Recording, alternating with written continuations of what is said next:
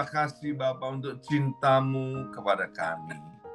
Engkau yang lebih dahulu mencintai kami. Engkau yang mendemonstrasikan cinta-Mu kepada setiap kami. Dengan cinta yang tulus, dengan cinta yang kudus, dengan cinta yang tanpa syarat. Maka itu biarlah kami terus mau menghargai, menghormati, meresponi cinta-Mu itu. Dengan kami mencintai Engkau lebih lagi, lebih dan lebih lagi. Terima kasih Bapa. Mari kita berdoa bersama-sama. Ulangi seperti apa yang saya ucapkan. Bapa kami yang ada di dalam surga, dikuduskanlah nama-Mu. Datanglah kerajaan-Mu. Jadilah kehendak-Mu. Di bumi ini, seperti di dalam surga. Bapa yang baik, berikanlah kami pada hari ini rezeki yang menjadi bagian kami secukupnya, cukup untuk memberikan pinjaman kepada banyak bangsa, sedangkan kami sendiri tidak punya pinjaman, cukup untuk menjadi saksi Tuhan, mulai dari Yerusalem, Yudea, Samaria, sampai ke ujung-ujung bumi. Cukup untuk menjadikan semua bangsa murid Kristus dan membaptis mereka dalam nama Yesus. Terima kasih Bapa untuk rezeki yang secukupnya. Dan ampunilah dosa-dosa kami. Ampunilah kesalahan kami. Seperti kami pun mengampuni orang-orang yang bersalah kepada kami. Dan janganlah masukkan kami ini ke dalam pencobaan. Tetapi bebaskanlah kami dari segala yang jahat. Sebab Engkaulah yang empunya kerajaan, kuasa, dan kemuliaan sampai selama-lamanya. Dalam nama Tuhan Yesus kami sudah berdoa. Haleluya, haleluya. Mari Bapak Ibu sekalian, sekarang kita bersama-sama secara serempak dan serentak kita akan menggemakan Mazmur 91 dengan suara yang keras, dengan suara yang lantang dari tempat kita masing-masing. 2, 3. Mazmur 91. Orang yang duduk dalam lindungan yang maha tinggi dan bermalam dalam naungan yang maha kuasa akan berkata kepada Tuhan, tempat perlindunganku dan kubu pertahananku, Allahku yang kupercayai. Sungguh Tuhanlah yang akan melepaskan aku dari jerat penangkap burung dan dari penyakit sampar yang busuk. Dengan kepaknya Tuhan akan menudungi aku. Di bawah sayapnya aku akan berlindung. Kesetiaan Tuhan ialah perisai dan pagar tembok. Amin, amin, amin. Terjadi di dalam nama Tuhan Yesus. Aku tak usah takut terhadap kedahsyatan malam, terhadap panah yang terbang di waktu siang, terhadap penyakit sampar yang berjalan di dalam gelap, terhadap penyakit menular yang mengamuk di waktu petang. Walau 1.000 orang rebah di sisiku dan 10.000 di sebelah kananku, tetapi itu tidak akan menimpa aku. Aku hanya menontonnya dengan mataku sendiri dan melihat pembalasan terhadap orang-orang fasik. Sebab Tuhan ialah tempat perlindunganku yang maha tinggi, telah kubuat tempat perteduhanku. Amin, amin, amin.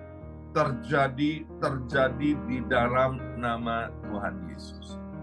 Malapetaka tidak akan menimpa aku, dan tulah tidak akan mendekat kepada kemahku.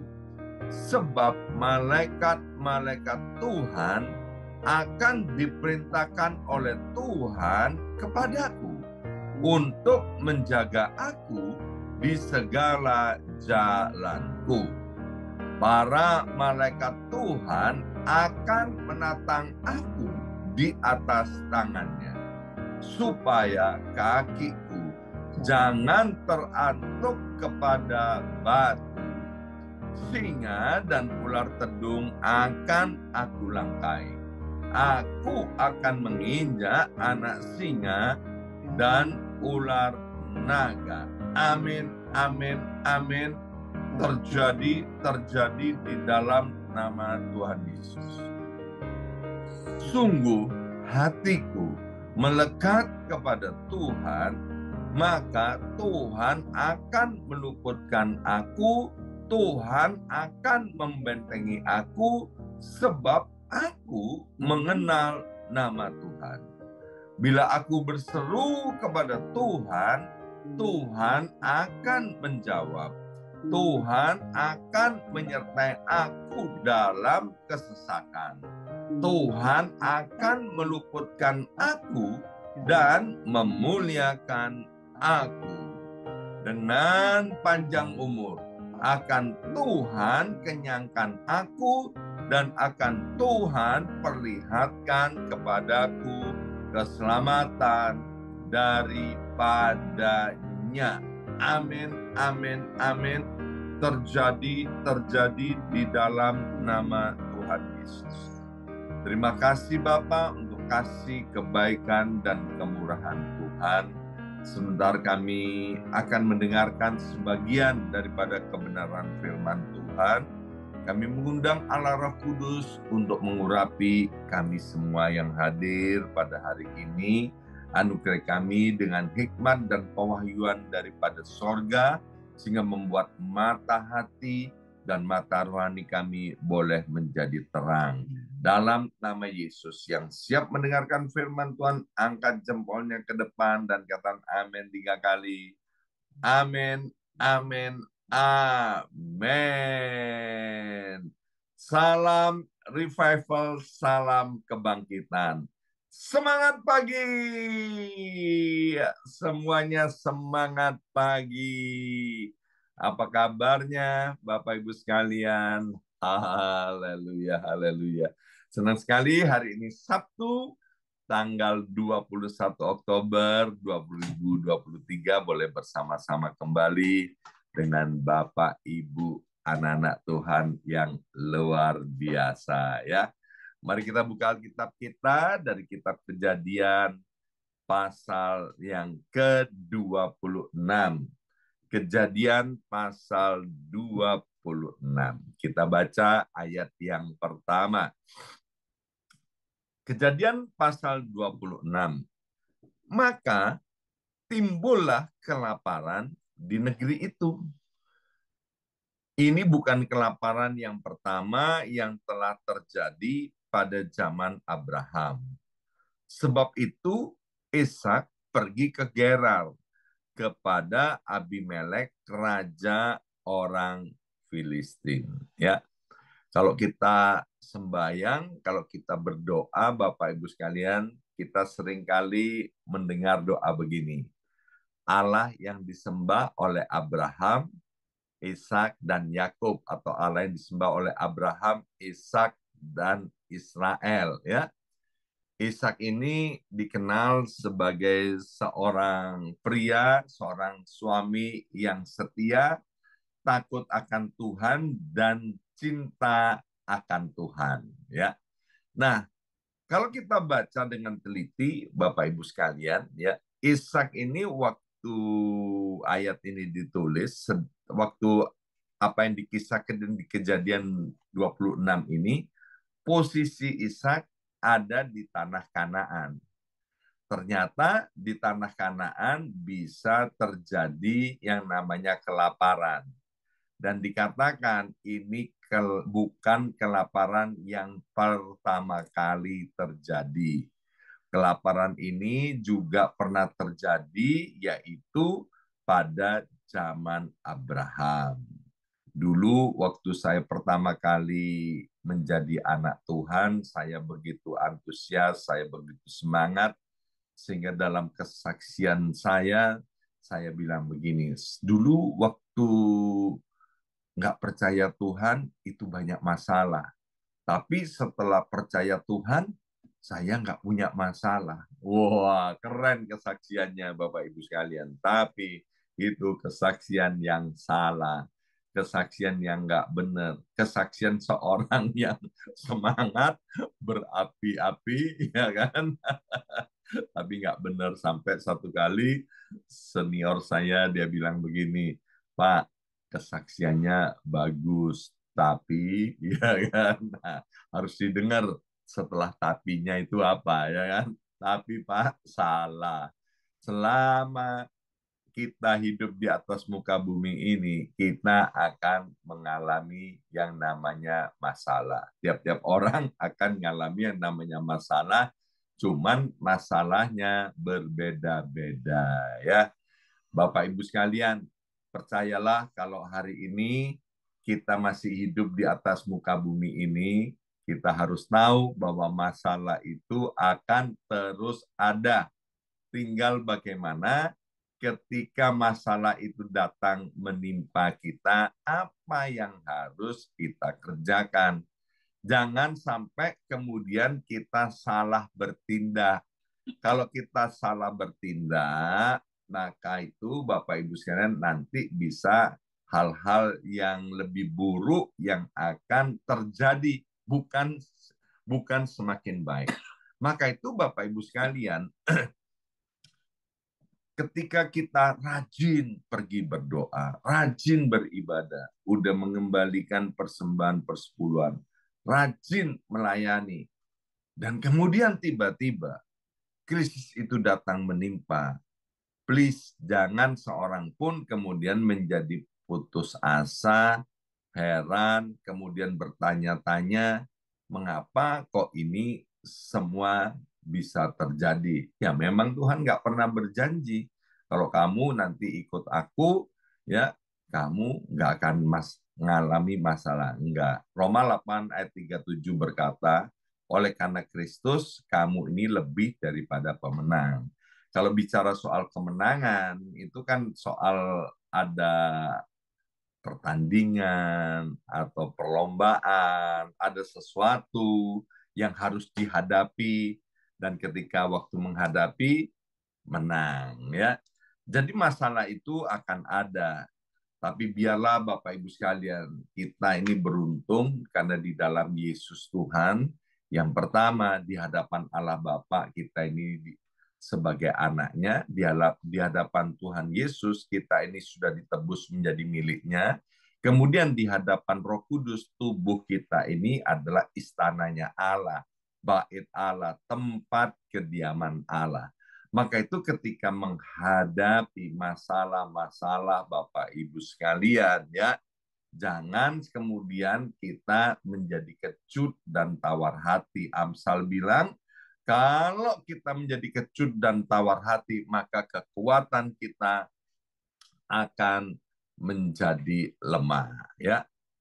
Bapak Ibu sekalian, yang kita harus tahu bahwa firman Tuhan itu iya dan amin. Allah berjanji bahwa Dia itu adalah Allah yang menyertai kita. Ya, 2000 tahun yang lalu, waktu kelahirannya di atas muka bumi, Yesus itu diberi nama Immanuel, artinya Allah yang menyertai kita, dan penyertaannya itu ada sampai hari ini, ya. Nah, mari kita sekarang lanjutkan ayat yang kedua sampai dengan ayat yang kelima.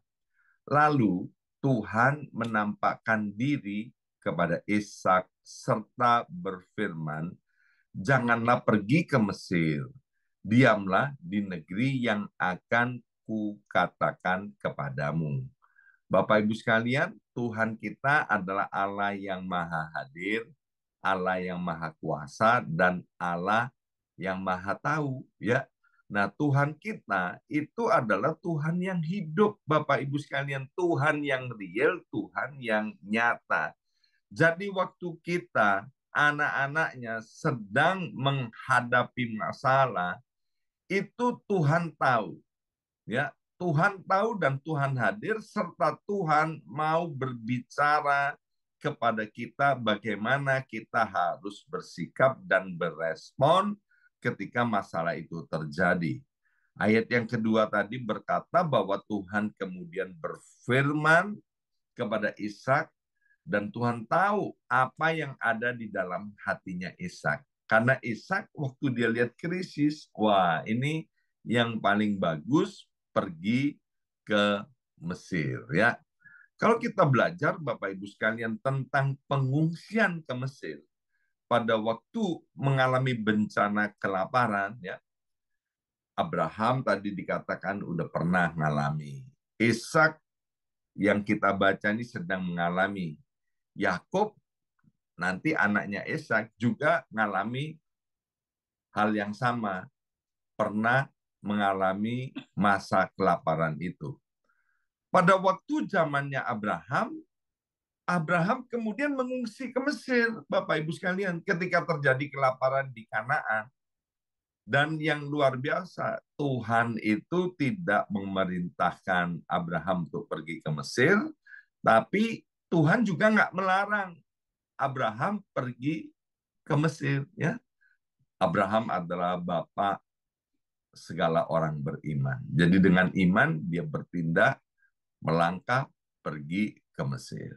Tapi pada waktu zamannya Isa, ketika kelaparan itu, ya saya percaya Ishak itu mendapatkan ilham daripada bapaknya yaitu Abraham.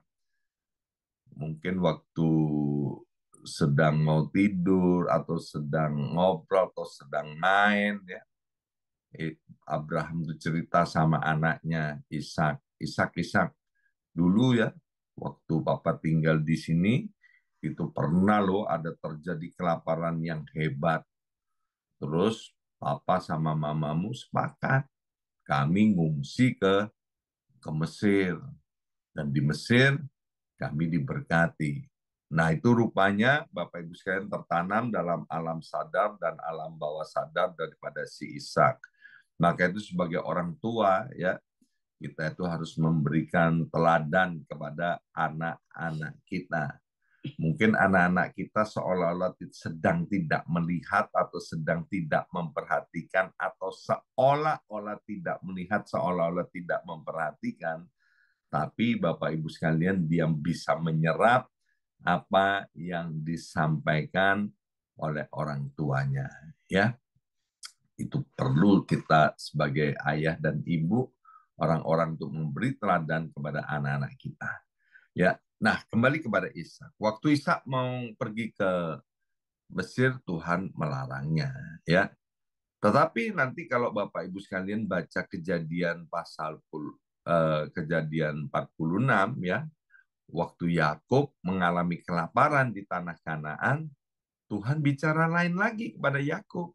Ya, Tuhan bilang gini, sekarang pergilah ke Mesir. Ya, jadi kita bisa tahu begini Bapak Ibu sekalian, bahwa situasi dan kondisinya yang dialami oleh setiap orang mungkin sama, tetapi cara meresponinya kehendak Tuhan itu berbeda-beda. Orang Indonesia bilang gini, ojo kebiah uyah ya, jadi jangan disamaratakan. Maka itu Bapak Ibu sekalian jangan sembarangan kita meniru orang lain ya.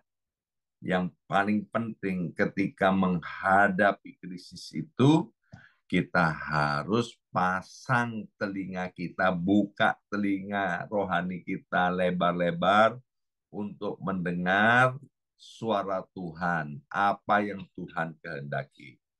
Ayat yang ketiga, tinggallah di negeri ini yaitu di Gerar, kata Tuhan, sebagai orang asing. Maka aku akan menyertai engkau dan memberkati engkau, sebab kepadamulah dan kepada keturunanmu akan kuberikan seluruh negeri ini, yaitu Kanaan, dan aku akan menepati sumpah yang telah kuikrarkan kepada Abraham ayahmu. Aku akan membuat banyak keturunanmu seperti bintang di langit. Aku akan memberikan kepada keturunanmu seluruh negeri ini, dan oleh keturunanmu semua bangsa di bumi akan mendapat berkat. Karena Abraham telah mendengarkan firman-Ku dan memelihara kewajibannya kepadaku, yaitu segala perintah, ketetapan, dan hukum-Ku. Jadi Tuhan berbicara kepada Ishak, dan waktu Tuhan bicara kepada Ishak, dia juga menyampaikan tentang iman dan ketaatan dari bapaknya Ishak, yaitu Abraham. Bahwa Abraham itu mentaati, memelihara kewajiban-kewajibannya di hadapan Tuhan. Ya, maka Tuhan mau supaya Ishak juga melakukan hal itu. Maka kemudian Bapak Ibu sekalian, Tuhan mengulangi janjinya kepada Abraham dan keturunannya. Sehingga dia ucapkan lagi di hadapan Ishak ini, Bapak Ibu sekalian, ya. Jadi waktu kita ngadepin hal yang tidak baik, hal yang tidak kita inginin dalam hidup ini, berkali-kali saya katakan, kita harus datang kepada alamat yang tepat. Dalam hal ini, yaitu Tuhan Yesus Kristus. Caranya gimana? Baca Alkitab, renungkan firman Tuhan, dengarkan khotbah-khotbah, jadi tenang, dan disitulah kita nanti akan tahu apa yang harus kita lakukan. Jadi waktu kita mendengarkan firman Tuhan, jangan keraskan hati kita. Ya, nasihat orang-orang di sekitar kita itu mungkin banyak yang baik, tapi belum tentu itu sesuai dengan Alkitab atau sesuai dengan firman Tuhan. Apalagi kalau kesukaan kita nonton telenovela, mainan sosial media, ya kan? Di situ banyak informasi-informasi, Bapak Ibu sekalian, yang kelihatannya baik, tapi tidak alkitabiah. Celaka loh kalau kita kemudian mengikuti nasihat-nasihat yang bukan seperti firman Tuhan. Dalam Mazmur pasal pertama dikatakan, berbahagialah kamu kalau kesukaanmu adalah firman Tuhan dan merenungkannya itu siang dan malam. Tapi celaka kalau kamu hidup menurut jalan nasihat daripada orang-orang fasik. Ya, maka itu Bapak Ibu sekalian, Tuhan kita adalah Tuhan yang tidak akan senang ketika melihat anak-anaknya dalam keadaan kelaparan atau dalam keadaan krisis atau dalam keadaan bahaya. Persis sama dengan kita ini, manusia-manusia ini, orang tua ini, ayah yang diberi tugas atau jabatan sama Tuhan itu sebagai ayah dan ibu. Orang tua daripada anak-anak itu adalah wakil Tuhan di atas muka bumi ini. Kalau kita sebagai orang tua kepingin membuat anak kita bahagia, kepingin membuat anak kita senang, kita nggak mau melihat anak kita sakit, menderita, kelaparan, dan lain sebagainya. Tuhan itu lebih-lebih, Bapak Ibu sekalian, ya. Karena kita ini kan dikatakan sebagai manusia, ya, yang masih lemah, yang tidak stabil, yang gampang berubah. Tapi Tuhan itu cinta kasihnya kepada kita itu tidak pernah berubah dulu kan dan selama-lamanya. Kasih setianya, ketulusannya. Maka itu percayalah Bapak Ibu sekalian bahwa Tuhan itu peduli ketika kita dalam keadaan kelaparan. Ya, pertanyaan, mengapa bahwa Ishak tidak boleh pergi ke Mesir, sedangkan Abraham kok boleh pergi ke Mesir? Ya, ketaatan itu nggak perlu tanya ini itu, Bapak Ibu sekalian, nggak perlu berbantah-bantahan. Yang namanya ketaatan ya udah taat aja. Dalam persoalan keluarga, firman Tuhan itu bilang apa? Suami, kasihlah istrimu. Ini ayat untuk suami ya. Ayat untuk istri. Istri, tunduklah kepada suamimu. Ya, itu ayat untuk istri dan ini ayat yang harus dihafalkan oleh istri.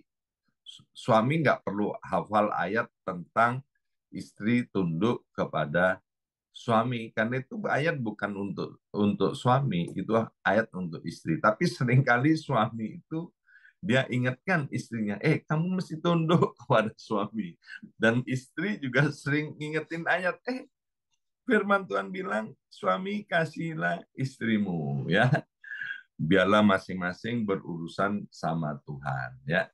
Nah, ketika kita ada krisis dalam keluarga, ya gimana? Firman Tuhan bilang apa? Taatilah. Waktu kita mentaati, di situ mujizat akan terjadi. Demikian juga kalau ada kelaparan, ya, kelaparan mungkin secara nyata hari ini kekeringan terjadi di mana krisis ekonomi terjadi. Dengarkan Tuhan mau bilang apa. Kalau Bapak Ibu sekalian kemudian menangkap apa isi hati Tuhan dan melakukannya, saya percaya ya krisis boleh terjadi, tapi pemeliharaan Tuhan itu tidak akan pernah habis-habisnya di dalam hidup kita. Ya, nah Bapak Ibu sekalian, akhirnya Ishak memutuskan untuk tinggal di Gerar ya. Di ayat yang ke-6 dikatakan begini. Mari kita lihat ayat yang ke-6. Ayat yang ke-6 bunyinya, jadi tinggallah Ishak di Gerar. Ya, Gerar itu di tepi padang gurun. Air langka di situ pada zaman krisis ini. Jadi air itu kalau diibaratkan udah seperti emas. Tapi ya itu cara Tuhan, Bapak Ibu sekalian, ya. Cara Tuhan dengan cara yang ajaib, Tuhan itu memberkati Ishak. Nanti kalau Bapak Ibu ada waktu, bacalah Kejadian pasal 26 itu secara lengkap. Dikatakan di tengah-tengah krisis itu, ketika semua gagal panen, ya, orang-orang pada kelaparan, tapi gara-gara Ishak itu taat kepada Tuhan, tinggal di Gerar, dia mentaati firman Tuhan. Disebutkan Ishak kemudian bekerja, menabur, ya, dan disertai diberkati oleh Tuhan sehingga dia menjadi kaya, bertambah kaya, dan menjadi amat sangat kaya raya. Hari ini, Bapak Ibu sekalian, ketika kita mau mentaati firman Tuhan, apapun krisis yang sedang kita alami, percayalah Bapak Ibu sekalian akan firman Tuhan. Kita akan melihat mujizat. Kita akan melihat pertolongan Tuhan. Tuhan itu tidak pernah terlambat untuk menolong kita. Pertolongan Tuhan itu selalu datang tepat pada waktunya. Alkitab bilang bahwa Tuhan akan membuat segala-galanya menjadi indah pada waktunya. Saya ini udah pernah mengalami berbagai macam krisis dalam hidup ini. Baik krisis secara rohani, secara moral, secara keuangan, secara kesehatan, kemudian juga krisis dalam keluarga, rumah tangga, berbagai krisis. Saya pernah alami semuanya itu. Saya mau bersaksi di hadapan Bapak Ibu sekalian. Ketika krisis itu datang dan kita cari Tuhan, saya cari Tuhan. Tuhan itu pasti peduli dan menolong. Ya, adalah kehendak Tuhan dia datang ke dunia ini untuk cari orang yang berdosa, bukan cari orang yang baik, Bapak Ibu sekalian. Cari orang berdosa bukan untuk dihukum, tapi cari orang berdosa untuk diampuni dosanya, untuk dikasihi dan hidupnya dipulihkan. Mungkin ada di antara kita sedang dalam keadaan krisis dan berkata begini, aduh ini semua terjadi karena dosaku atau karena kesalahanku. Percayalah ketika kita datang kepada Tuhan, merendahkan diri di hadapan Tuhan, Tuhan itu peduli dan dia pasti mengulurkan tangannya kepada kita. Maka itu Yesaya 41 ayat 10 berkata, jangan takut. Aku Tuhan Allahmu yang akan menyertai engkau. Bahkan dengan tangan kananku, aku akan memegang engkau yang membawamu kepada kemenangan. Amin. Mari kita berdoa. Materaikan setiap benih kebenaran firman Tuhan ini. Ya Aba, ya Bapa, kami tahu setiap kami ini dicintai dan dikasihi oleh Engkau. Sekarang kami mau hadapkan setiap masalah persoalan kami kepadamu. Engkau yang berkata, mari yang letih lesu dan beban berat datanglah kepadaku, aku akan memberikan kelegaan kepadamu. Kami percaya akan janji dan firman-Mu. Inilah Tuhan setiap beban kami, anak-anak-Mu. Kami mau serahkan kepadamu. Dan kami percaya Engkau pasti tolong kami pasti diberikan jalan keluar, kami pasti akan mengalami kemenangan, bahkan lebih daripada pemenang. Bukan karena kami hebat, tapi karena Kristus Yesus Tuhanlah yang memberikan kepada kami kemenangan. Karena Allah Bapa lah yang mencintai dan mengasihi kami. Karena Roh Kuduslah yang memberikan kekuatan, kemampuan, dan hikmat untuk kami menghadapi setiap masalah ini. Terima kasih Bapak. Dalam nama Yesus kami sudah berdoa. Haleluya. Amin, amin, amin.